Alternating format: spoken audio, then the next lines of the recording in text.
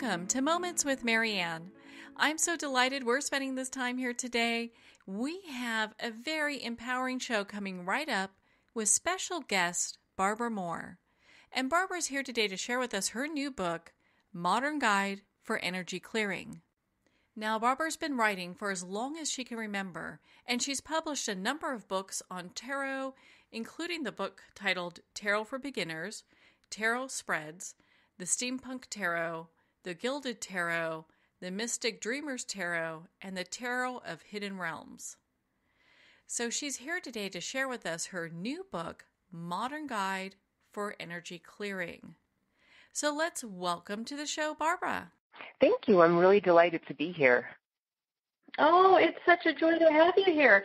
And what a profound book. My goodness, once I picked it up, could not put it down. It's filled with so much information.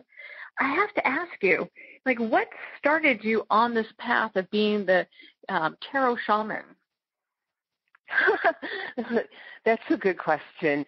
So I started studying tarot in the 1990s. I was in college and at a party, and someone had a deck and brought it out. And at the time, I was in an interdisciplinary studies program, so I was studying mythology and psychology and art history, regular history, all kinds of things. And somehow I immediately felt that holding the tarot deck, I was holding kind of like the sum of human knowledge in a way. Like it was this template and this tool to discover and explore the meaning of life, both spiritual and physical. And then I've always been a spiritual seeker and never content with any one system or program, and always trying new things. And a few years ago, I became interested in shamanistic practices, and I took some training under a local shaman teacher. I won't say a shaman, but a shamanistic practitioner teacher. And I loved the blending the concepts of this kind of personal exploration of other worlds with tarot. Because tarot is about exploring other worlds and this world and this life. And so just blending those two paths together to form a practice that is unique to me is how that came to be. Well, yeah, I always find it so fascinating what different types of spiritual tools for our practice speak to people. And you often hear people that touch tarot cards, kind of like you, and they get this overwhelming sense, like, gosh, I should be doing this. Or maybe they do energy healing or, get into shamanism like as you did, and they're like, wow, this is really speaking to me. You could feel it really resonates with your soul. Definitely. It definitely did do that. And I do recognize that because I find tarot so useful and so fascinating, and it's been over 30 years and I'm still discovering new things about it and how to use it. But it's not for everybody. There are a lot of different tools out there and a lot of different paths that work for different people, and that's kind of the beauty of this world that we live in, that there are lots of ways to explore these things that we feel this yearning in our soul, in our heart to explore. Well, I love the different variations and the choices that we have. And so because your book is such a great resource. My goodness, it has so much information. When you decided you were going to write this book, was it because you had been telling a lot of the people that come to see you kind of the same kind of information? You're like, and they keep telling you, gosh, you need to write a book and get this out there? No, that's not how it happened. It's kind of a silly, weird, kind of a duh moment for me, a duh experience because it was longer than a moment. But here's what happened. My publisher is Llewellyn. The publisher is His name is Bill. Mm-hmm. My sister's name is Michelle. My sister is a sales representative for Llewellyn, servicing all the metaphysical stores in the United States. So she has a lot of direct contact with the store owners and what they and their customers are looking for. And she said she's been being asked for years for a book that they can give their customers who come in who want to buy a sage stick and cleanse their energy.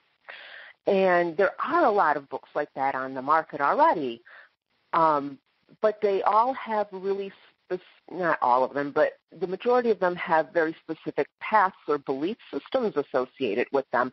And so if you are not into angels, this one won't work for you. If you're not into whatever, this one isn't really for you. And so she wanted something more general. And she knows that when I write about tarot, that's kind of one of my strengths, is that I can use neutral language and to make it broad enough so that anybody can come into it and then get the basic precepts and then make it their own.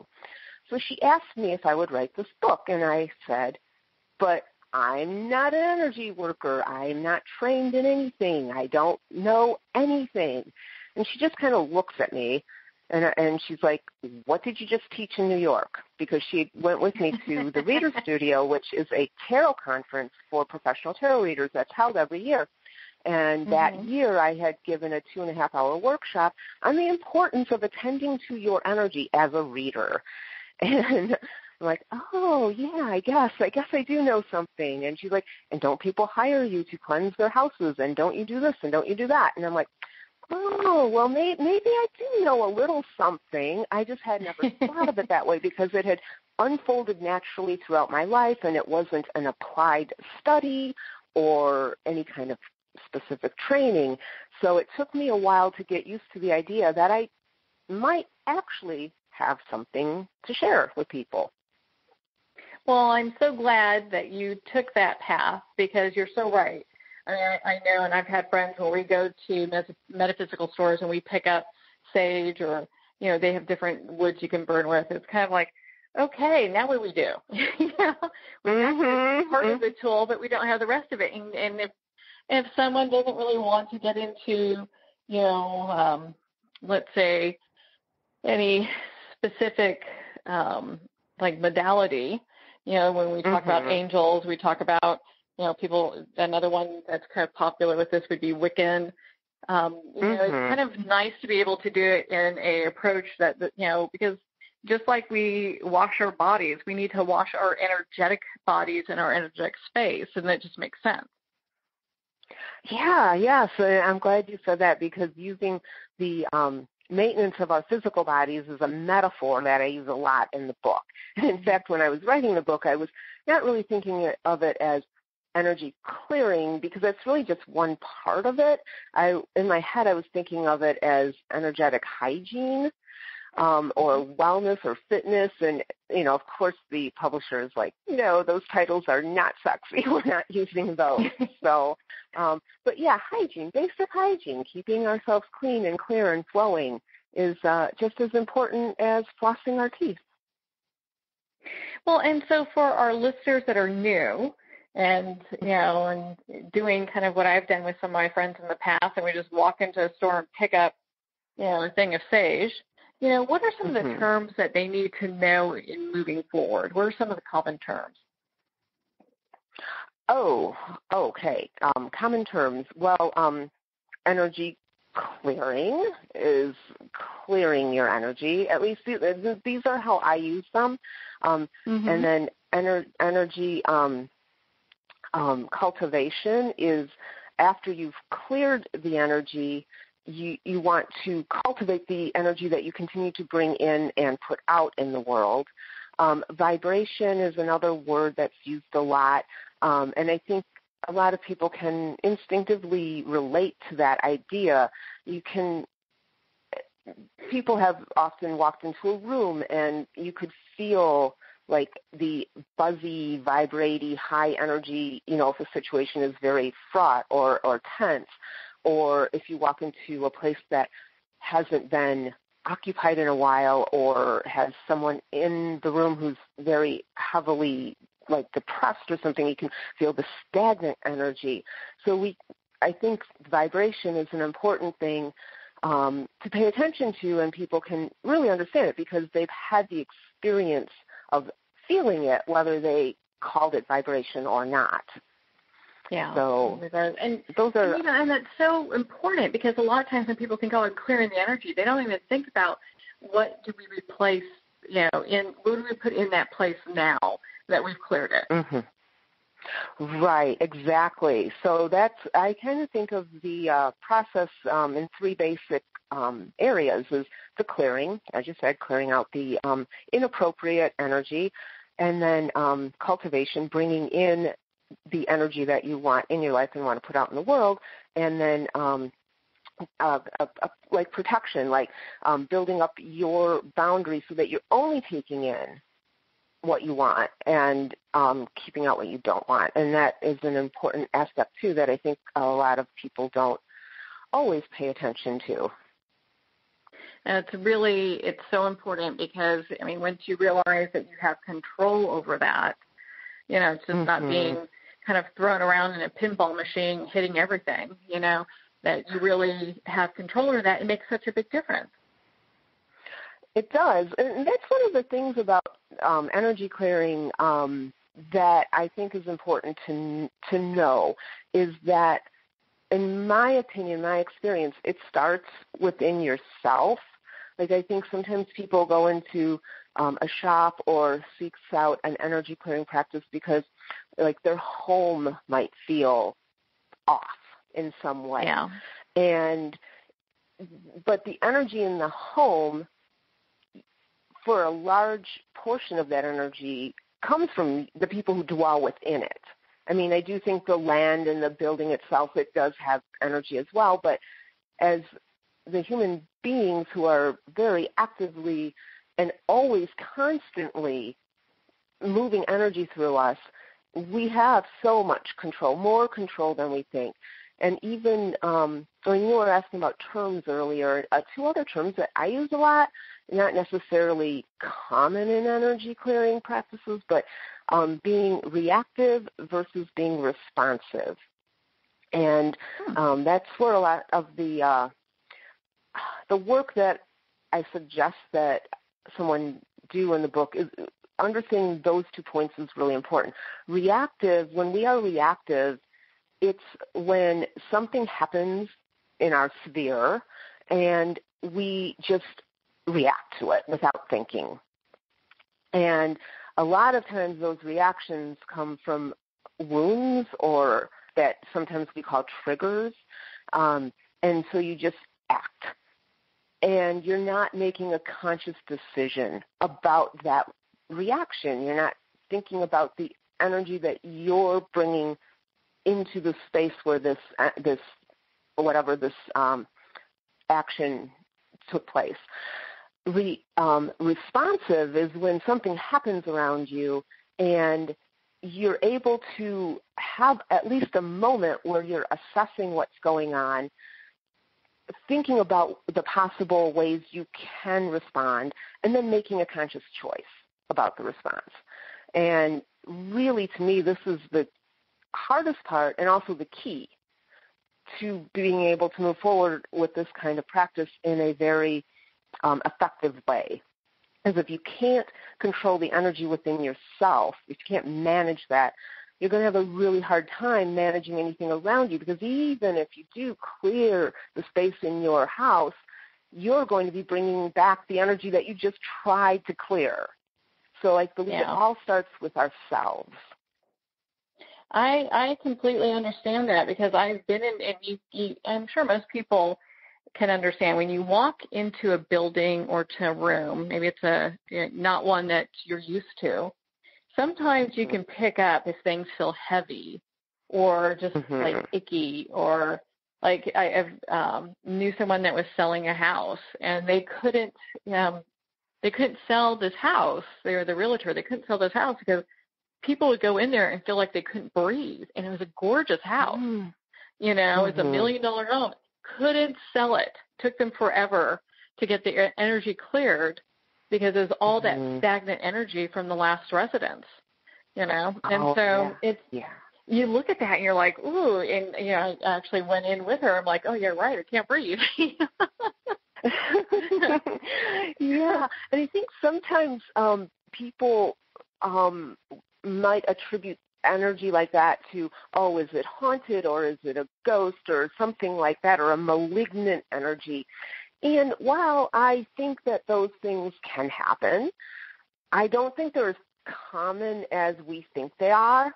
I think, like it would have been really easy to say this house won't sell because, there's a ghost energy or we have to bring in an exorcist or whatever. But most of the time, I think it's just like garden variety energy stuff that's going on.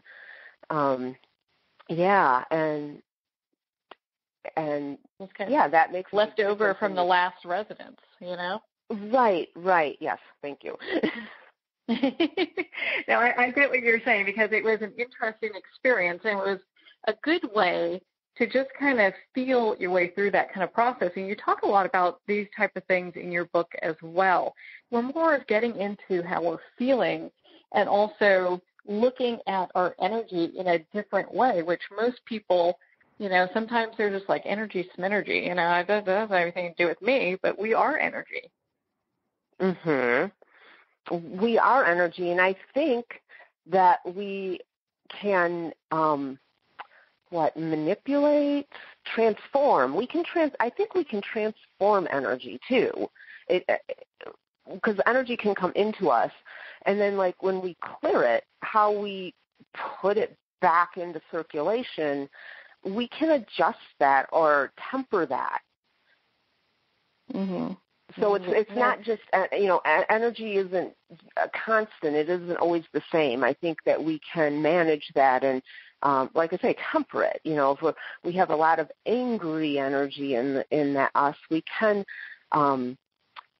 recognize that and then recognize that it's like a powerful energy and it's a willful energy and it doesn't have to be destructive but it doesn't need to be in us right now, and we can release it in a more positive or beneficial. I don't even want to say positive. In the book I talk about energy not being positive or negative, but being appropriate or inappropriate. And I think that is a good habit to get into. And as you see, I still use those words, positive and negative, sometimes because we are so used to thinking in a binary, something is good or it's bad, but sometimes that's too strong of a judgment. Well, and so let's talk about, and this is kind of a good way to kind of dovetail into what my next question is here for you. It's about self-care. And so a lot of times people, and we've been kind of touching on some of this already, but, you mentioned in your book, you talk about energy health basics. And for a lot of people, they may go, what is that? What does that even mean? So I'd love for you to share with our listeners kind of just some of your thoughts behind that. Oh, okay. So energy health basics. So we need, basic energy health. You want to have a routine where you're taking care of yourself as I said, in the same way that you're taking care of your body. You want to have things that are consistent and small enough that you can do them every day without feeling overwhelmed. And this is something I feel really strongly about, is that, because sometimes people might hear about like a 30-day boot camp program or a 30-day things are really popular right now. Change your life in 30 days, or this one thing will change your life. And I think that those kinds of things work for certain kinds of people. Like we said about the tools, there's lots of different tools for lots of different people, depending on what you're like. And I am the type of person who's more of a slow, steady thing. Any big change in my life has come through small, consistent steps. So that's why a lot of the practices I talk about, I encourage people to to do things that will slip into their day as it already exists, instead of like rewriting their day, just so that they can do it. But everything that you want to do to take care of your energy body is to achieve energetic harmony.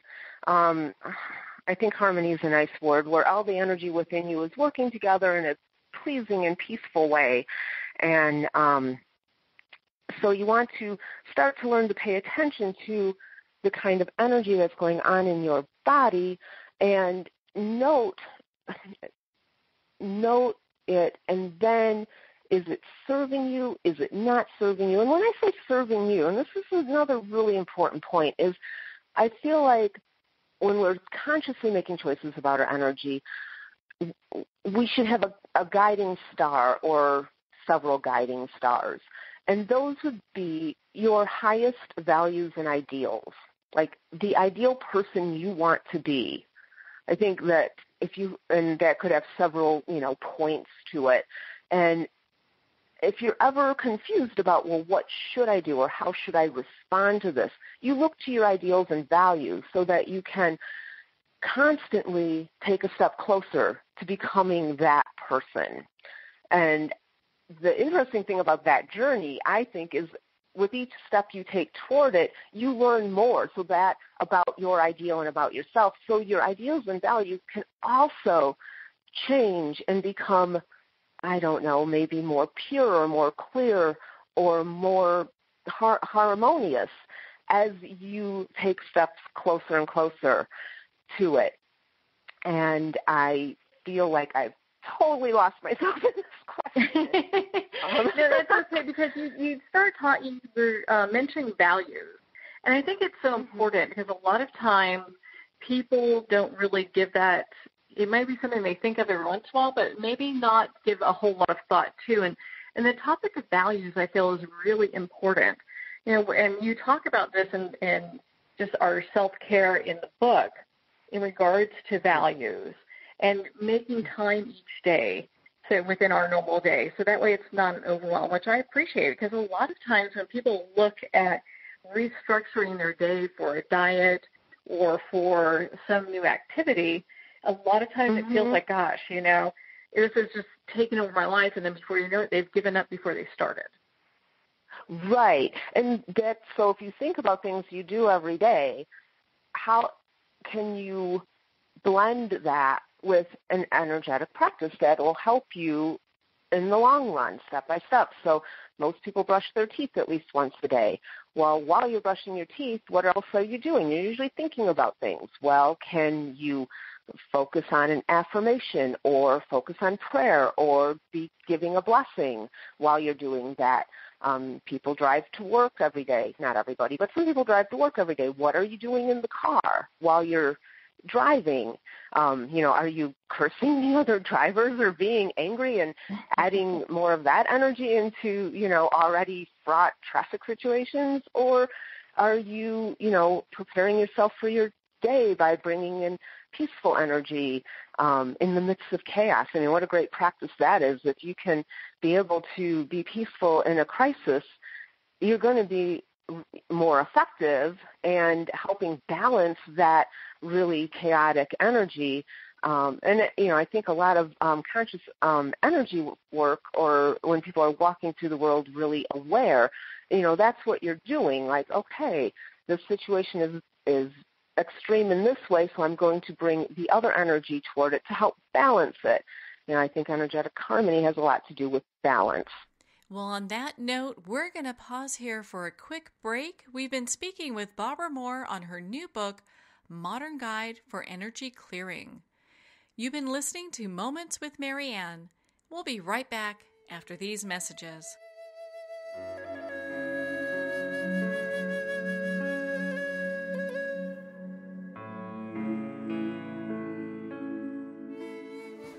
Internationally recognized and award-winning author Judy Goodman works and teaches outside the box of limited thinking. Working with people from every walk of life, her goal is to empower you to be the best you can be, no matter what the challenge is. Born with the gift of seeing beyond our normal vision, she has an extraordinary gift of working with every challenge. Teaching beyond conventional wisdom, her work is described as life-changing. Visit judygoodman.com. That's judygoodman.com.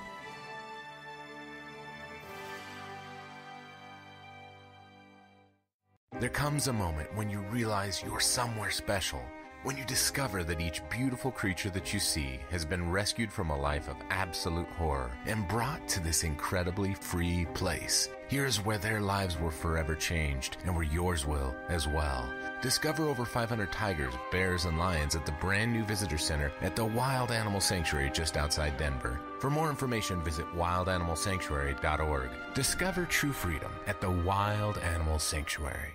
Have you ever had the sense that your thoughts might actually be doing something? Ancient secrets of manifesting have been masterfully revealed in the award-winning book Manifesting 123 by Ken Elliott. For the first time, the author's experiences and stories in this book describe exactly how your thoughts can create anything. You've been doing this all your life, but it's never been fully explained for you until now. Visit manifesting123.com for more information today. Manifesting123.com.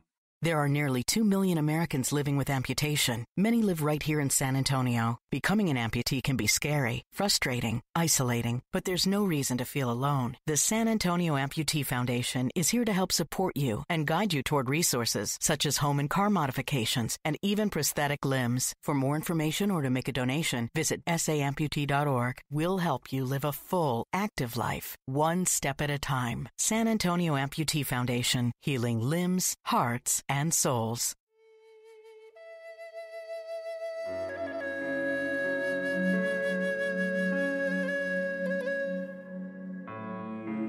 Welcome back to Moments with Marianne. We're here today with special guest Barbara Moore, and she's sharing with us her new book, Modern Guide for Energy Clearing. So, Barbara, I've got a question here for you. In your book, you do talk about consciously applied chaos.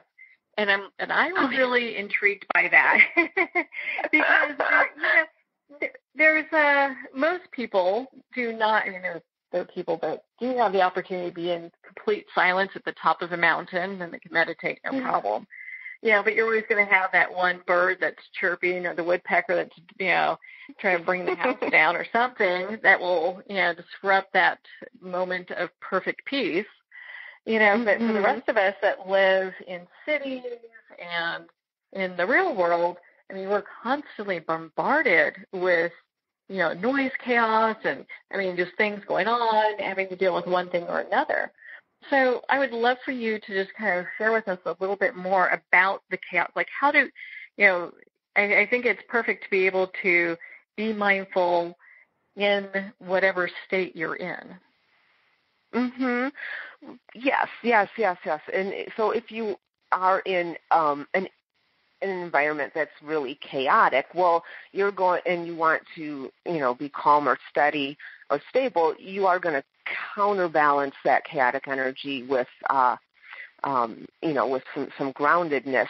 But on the other hand, if you feel like you're in a stagnant state and you want to liven that energy or raise that vibration, I have found that consciously applied chaos can be a great antidote for that. And this isn't even like a new idea. Well, none of my ideas are new, but I've been practicing art lately, learning to draw and whatnot, and a lot of artists I've studied from, say if you are stagnating or plateauing in your art journey and in your building your skills, do something different, draw a different subject, use a different medium. And to me, that's consciously applied chaos. You're taking a situation that is in this particular pattern with a low vibration and kind of just maintaining, and you bring in something new that's going to liven up that energy. And the first time I actually did this consciously was, quite a number of years ago, but I used to live by this lake, and I'd walk my dog every morning around the lake, and we always went counterclockwise around the lake. And I heard this podcast or something, read an article, I don't remember what, that said do something different than you normally do. And so, I was thinking, well, I am kind of stagnating with this project or whatever I was doing. And so walk around the lake in the other direction. Just a small thing like that, because then you're seeing things that you've seen every day from a different point of view.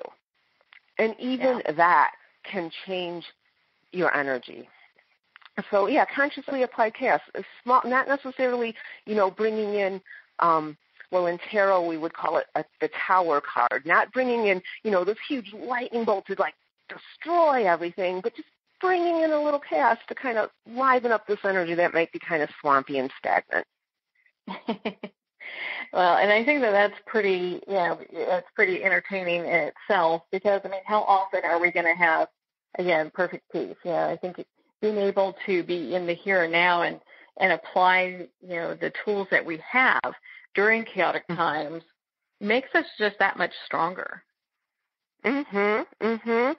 Right. Well, and if you're in a chaotic environment, I would not use consciously applied chaos in that case, because you already have the chaos. But if things are chaotic, I would, do a more grounding practice, breathing is always a good one, because you can do it anywhere, because you're doing it anyways.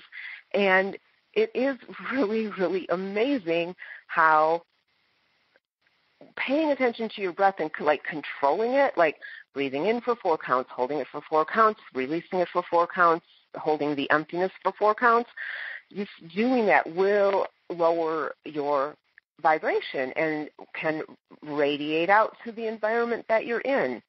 And this is pretty amazing. And I learned this, or had it reinforced when with exercise.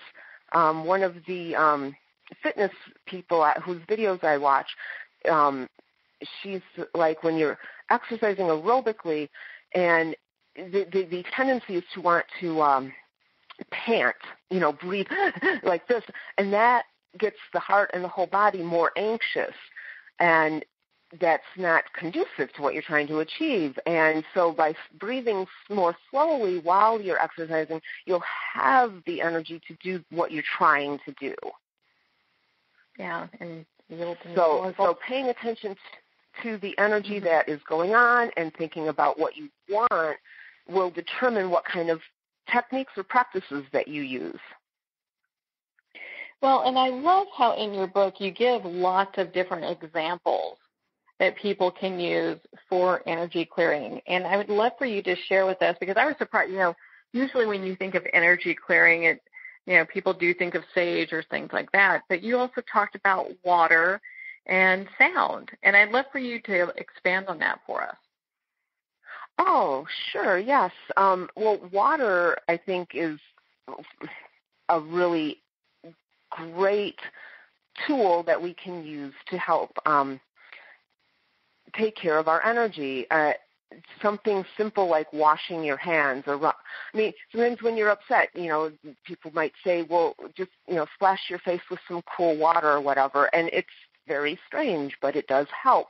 So like washing your hands or taking a bath or shower mindfully for cleansing or clearing is also really useful, and also using water in visual meditation, because it's symbolic, right? And so you're working on this other plane. And this is something else, I don't have a lot of rules or whatever, but, I do have certain main ideas that shape my worldview, and the Hermetic principle, as above, so below, as within, so without. Have you heard that? That idea?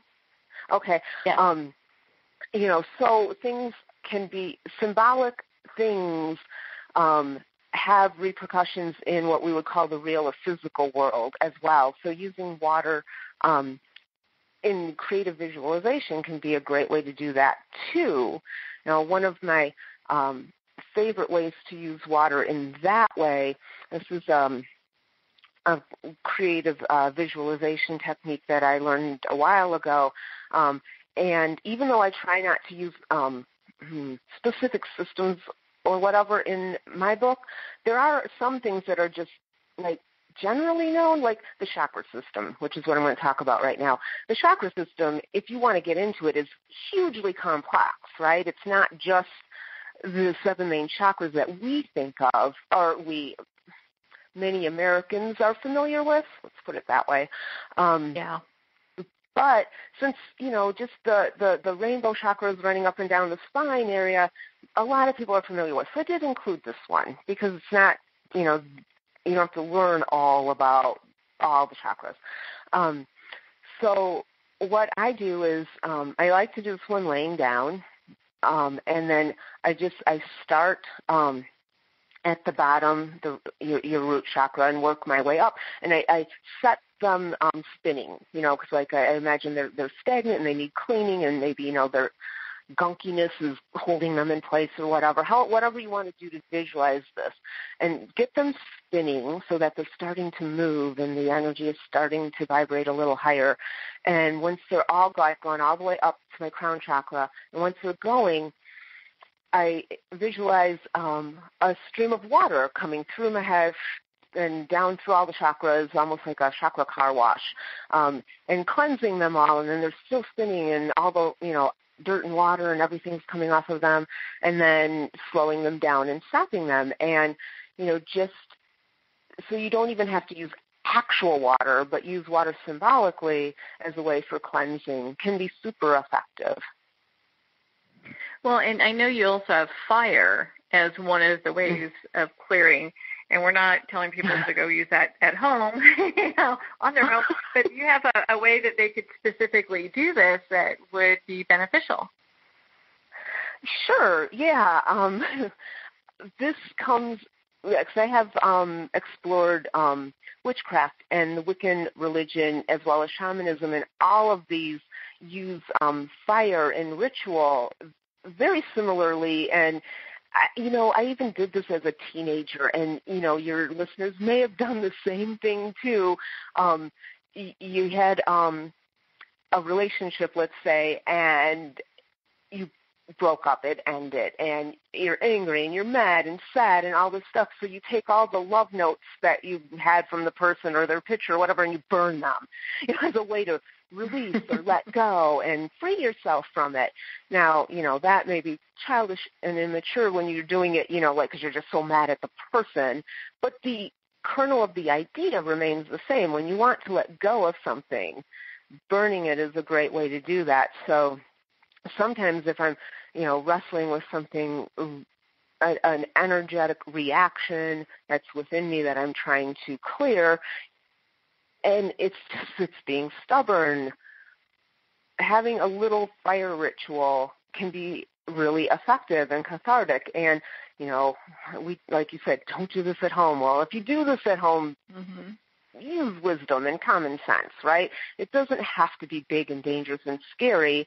It is all romantic and whatever to have a big old bonfire in your backyard and blah, blah, blah, but you don't have to do that. You can have a small fireproof bowl, like a casserole dish or something, or a pan, and just write down what you want to release on a piece of paper. And there's even paper that is you can get in metaphysical stores that is designed to burn easy, so you can even get that if you want, but regular paper works really well.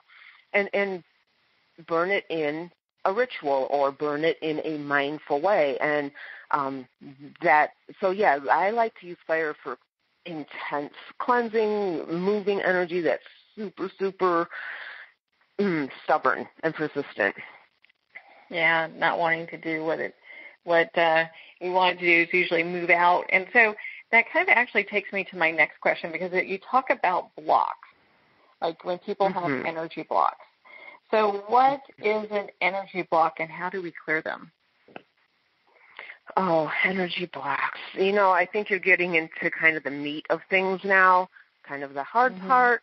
Where the hard work comes in, the energy blocks.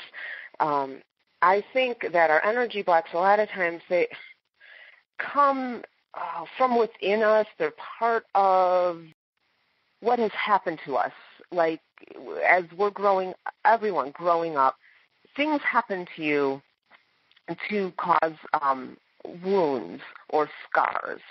And left unattended, these things create these blocks or these cycles or things that we keep doing over and over again that become a reaction or a habit.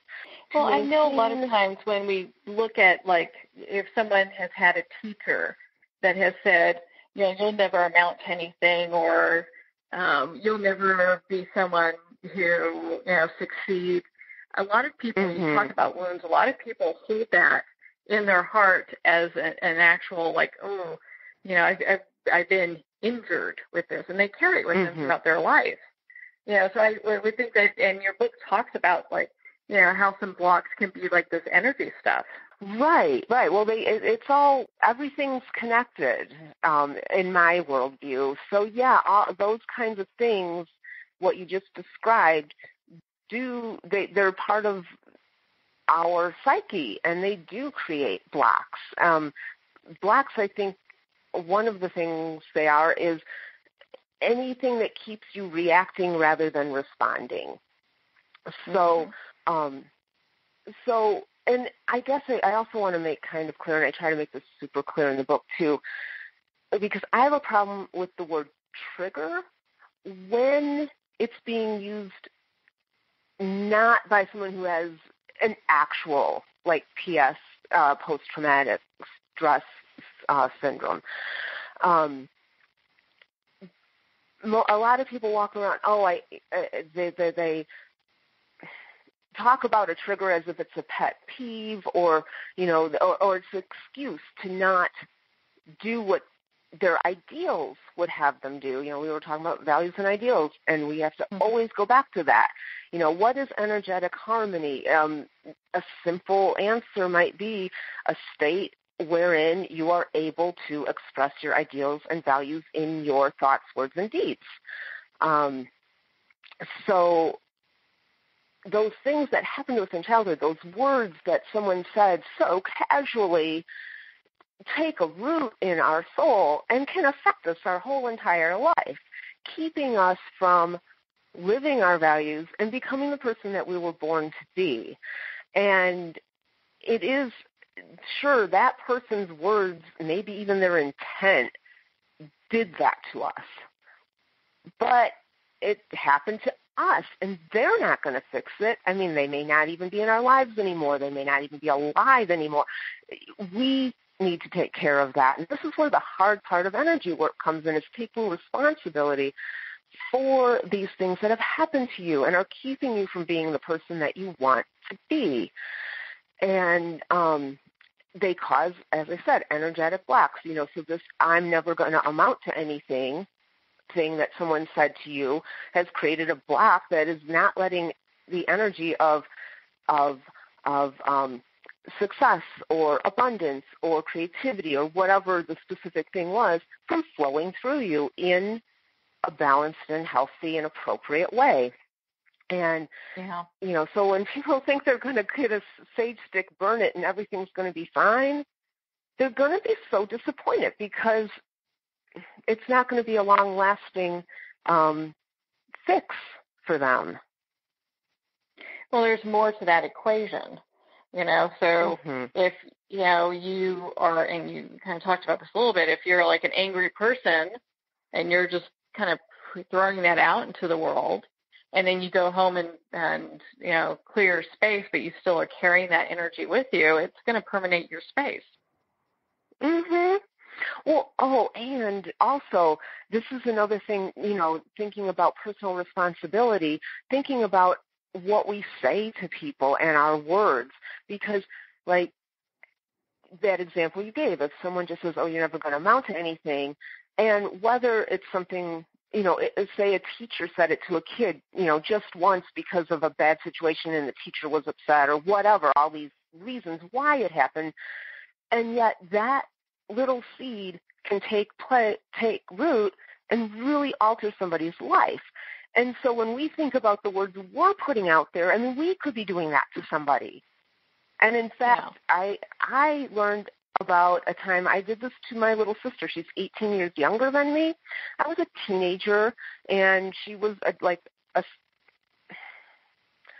not a toddler, but a young person. And I said something to her about being lazy. Oh, you're so lazy or something. And I was a teenager, and I don't know what I meant by it. And when we became adults, she told me, it affected her so hard. It hurt her so bad, and it made her so conscious of always making sure she was doing enough and not, and so when I say, we give energy back out into the world too, if you're in the car and you're putting out the angry energy, adding to the already angry energy of a traffic jam, you have responsibility for that, and you have responsibility for things you say to other people. And I know it seems like I'm playing both sides of the fence there, right? Because I'm saying you're responsible for what has happened to you. At the same time, you're also responsible for what you do. Well, it's both, it's a balancing isn't it? act, and it's a little bit of both, because as we walk down that path of what spiritual enlightenment means to us, it is watching of what we say, but at the same time, it's constantly doing that work of forgiveness so that we are able to kind of move to a place where maybe things that people have said to us in the past, they're not affecting us. Right, because it doesn't have to. It doesn't have to. Yeah. We can move past this, and it's kind of, in my opinion, part of the point of the journey is to get to the, and like I said earlier, if you can be graceful and calm in a crisis, that's really something, and that's going to be beneficial to the world in general. And so if we are all born, if we are all spirits or souls that have come to this planet in this incarnation for a reason, it becomes easier, and it doesn't become easier. It is our responsibility to try to release that energy, that medicine into the world. And if we're being controlled by things that other people have said or done to us, that's keeping us from doing what we came here to do. Yeah. Well, and so I know you also talk about pets, so how do pets play into all of this when we're, doing energy clearing or, just being responsible for our energy?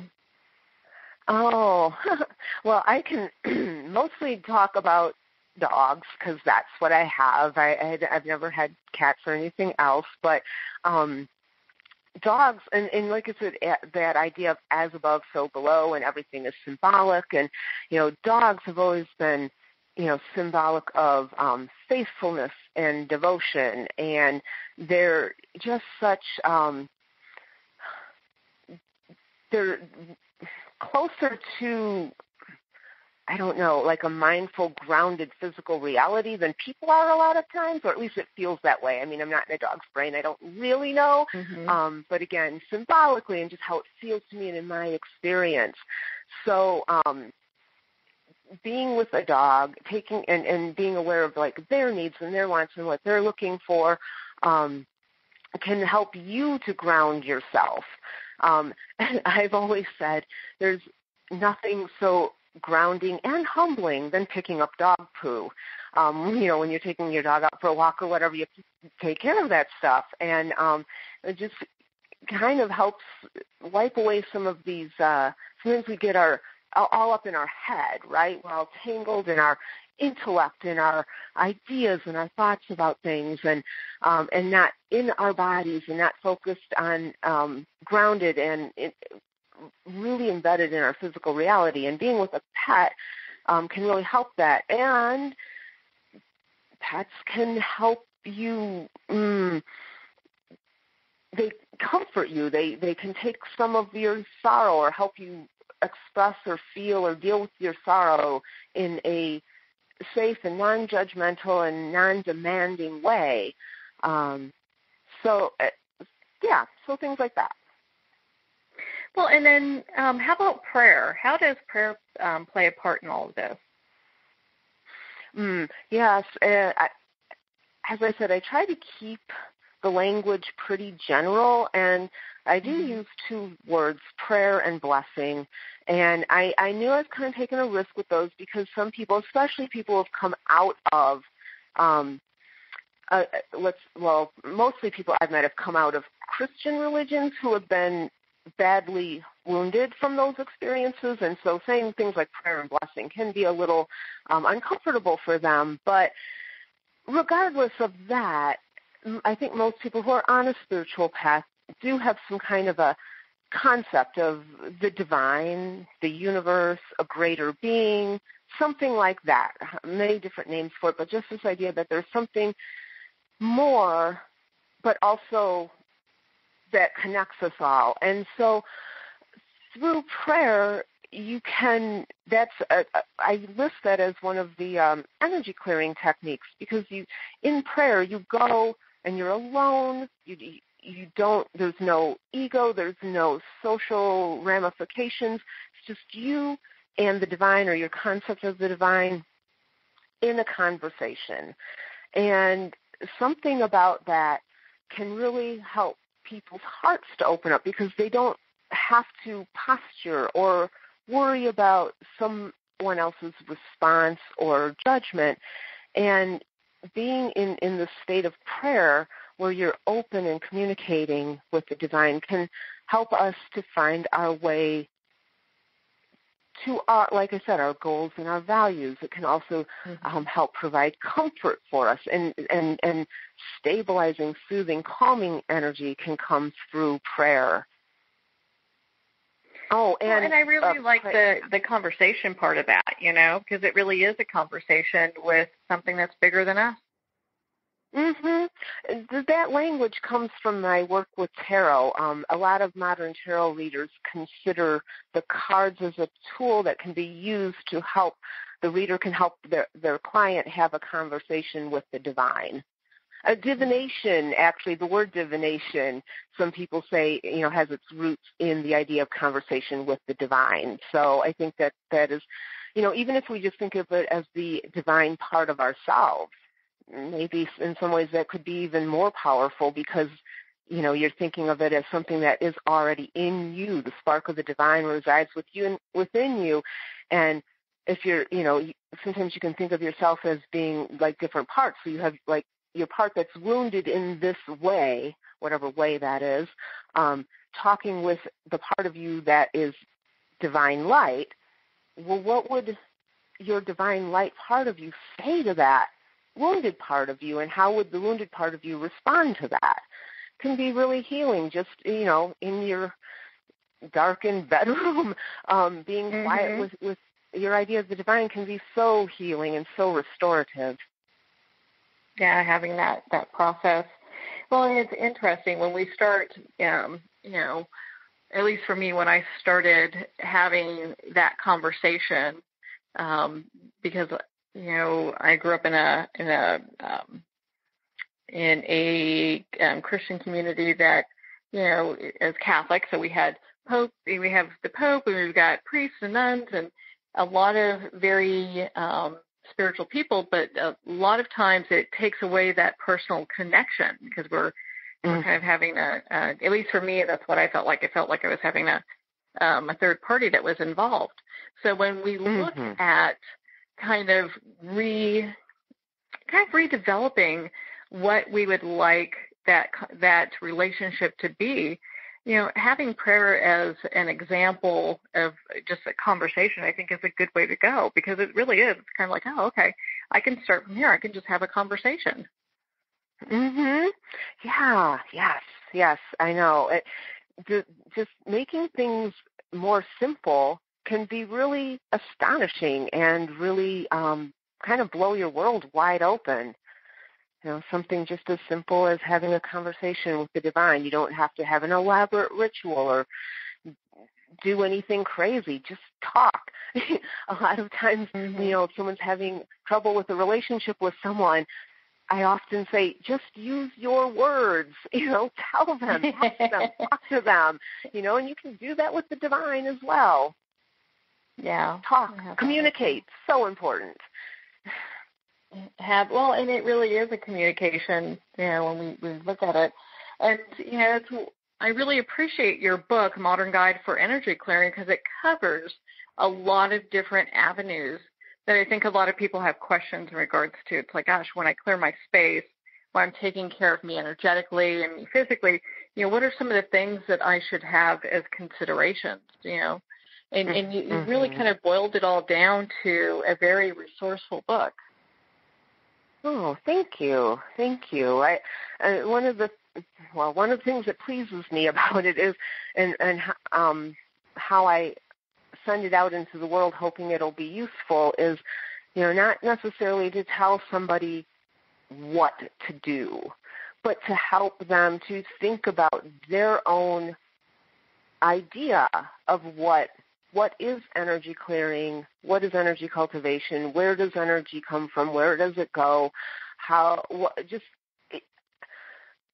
I think that understanding what you believe and what you think is going to help you make a practice that's going to last and become part of your life. And like I said, if you are not doing it consistently and if it doesn't make sense with your belief system, it's not going to be as effective. Yeah, without a doubt. Well, and so, Barbara, gosh, you've got such great information in this book, and I love your website, by the way. Where can our listeners connect with you and be part of your community? Yes. The best place to do that is through my website, which is www.tarotshaman.com. I am not on any social media at all. It's been, almost 3 years I've been off social media, and I did that for energetic reasons, which I kind of talk about in the book a little bit. I allude to it anyhow. But through my website, you can learn a little bit more about me, see what I'm up to. You can also contact me. If you want to email me, I love getting emails. I answer them all, and I would love to hear from any of your listeners who might have some questions or might have read the book and had some questions. Or if you read the book, let me know. How does it work for you or what didn't work for you? Because there are always more books in the future to write. So I'd love to hear from people. Well, and I don't doubt you have a few more in you as well, too. I'm sure we're going to be seeing more books as you continue along your journey. So, Barbara, thank you so much for taking the time to be on the show with us here today. It has been my pleasure. I have really enjoyed it. Thank you so much for inviting me. Well, Barbara, it's been such a joy to spend this time with you and, of course, to talk about your new book, Modern Guide for Energy Clearing, which is available at Amazon, Barnes & Noble, and all major retailers. Well, we're at the end of our time today. I would like to thank everyone for tuning in. You've been listening to Moments with Marianne. And remember, make every moment count.